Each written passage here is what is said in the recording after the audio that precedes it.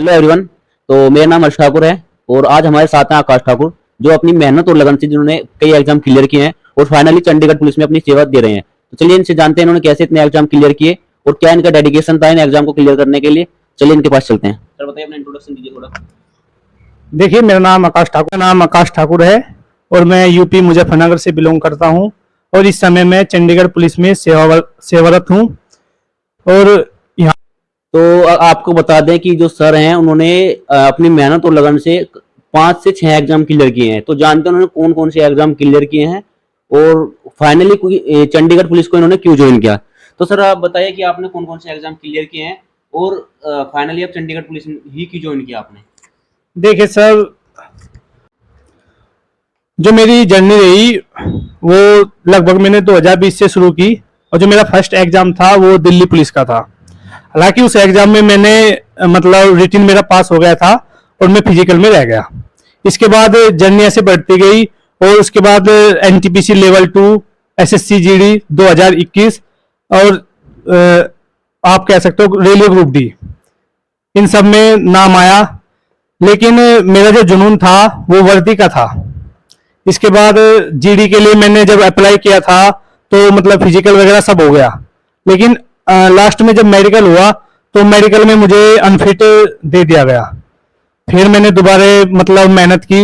इसके बाद दिल्ली पुलिस और चंडीगढ़ पुलिस के फॉर्म आए तो मैंने दोनों फॉर्मों को अप्लाई किया और दोनों एग्जाम क्लियर हो गए।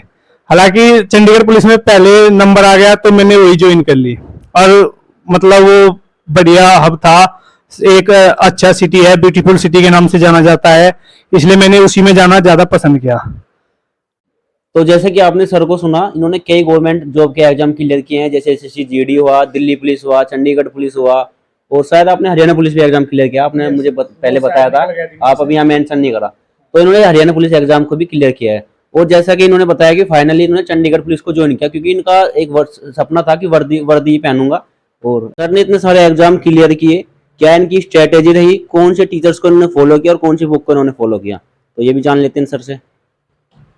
जो मेरी स्टडीज थी वो ऑनलाइन पढ़ाई से ज़्यादा प्रभावित थी और ऑफलाइन तो मैं देखो राय नहीं दूंगा, लेकिन जो न्यू है उन्हें ट्राई करना चाहिए 2-4 मंथ ऑफलाइन, क्योंकि रिदम नहीं बन पाता।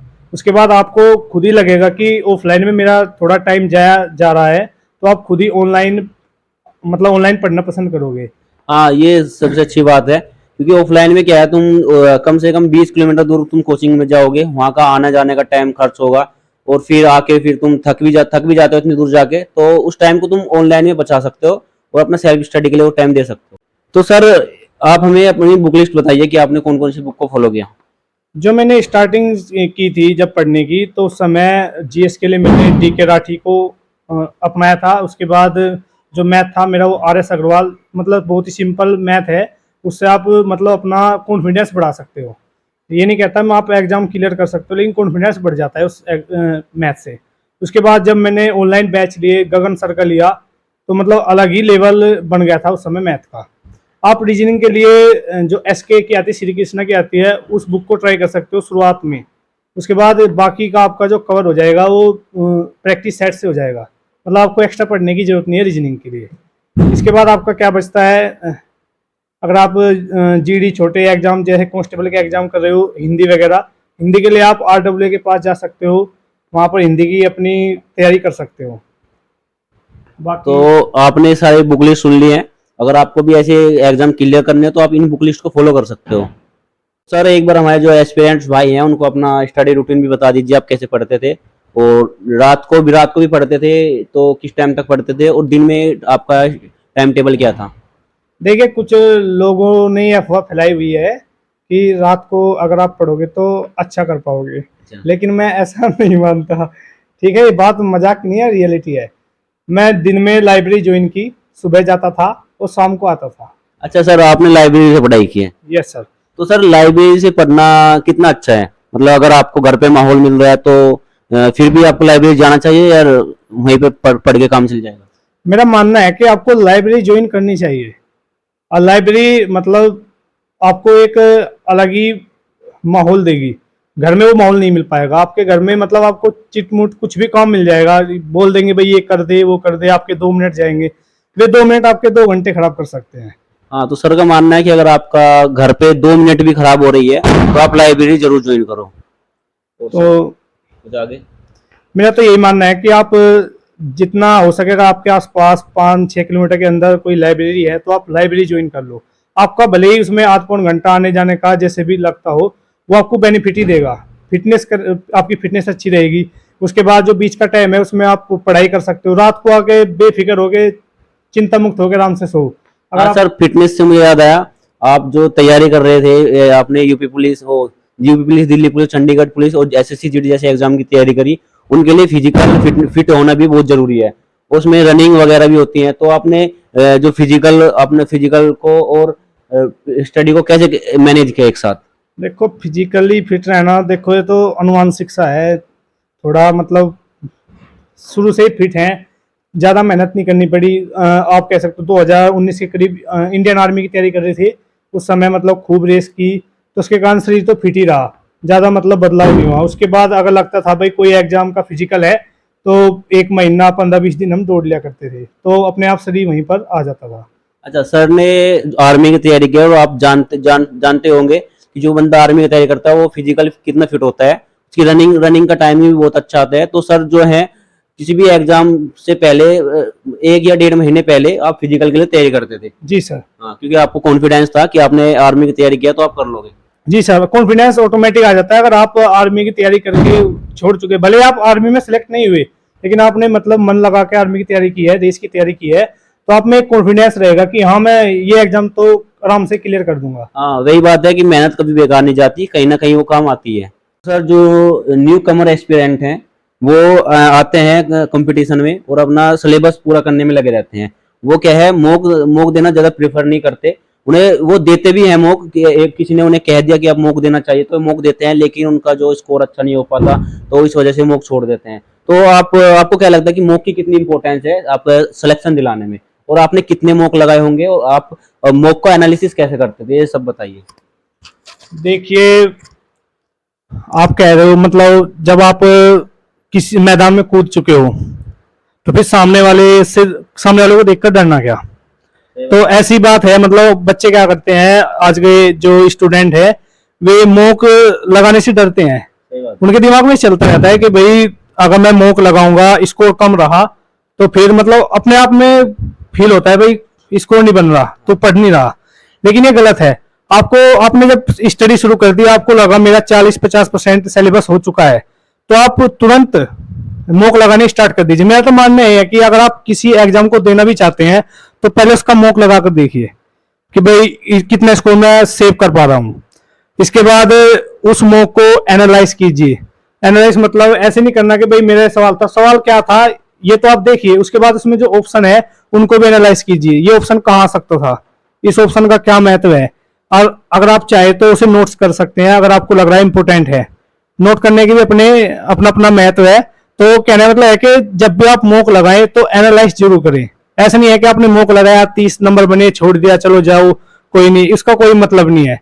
एनालाइज करना ही आपका पहला स्तंभ है, ये कह सकते हैं आप।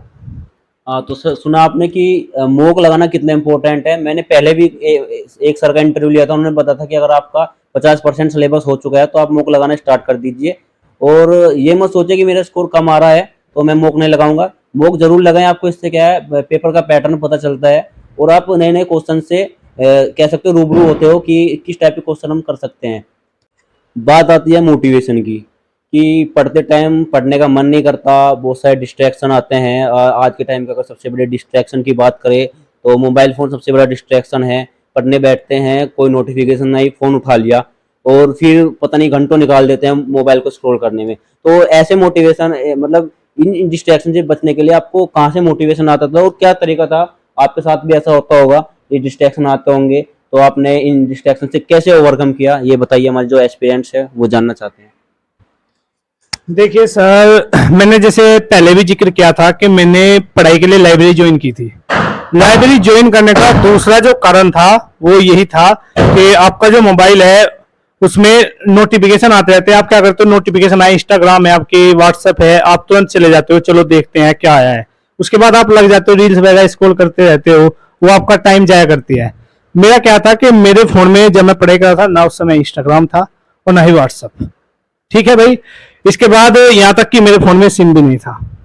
अब आप कहोगे सिम, सिम का न होने का कारण था कि आप जब आप लाइब्रेरी जाते हो वहां पर आपको नेट तो मिल ही जाता है, तो सिम की तो आपको जरूरत है नहीं।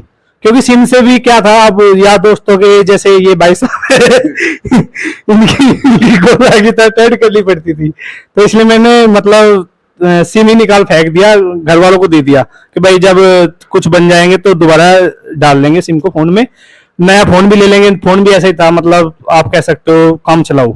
तो उससे हम पढ़ाई कर रहे थे, अपना जाते थे, सुबह पढ़ते थे, फिर आ जाते थे। तो मोटिवेशन, मेरा मानना है कि मोटिवेशन लगाया हुआ है आपका। आप अपने घर देख लीजिए, आपको लगता है आपका हिसाब ठीक है भाई, चल जाएगा काम, मत पढ़िए।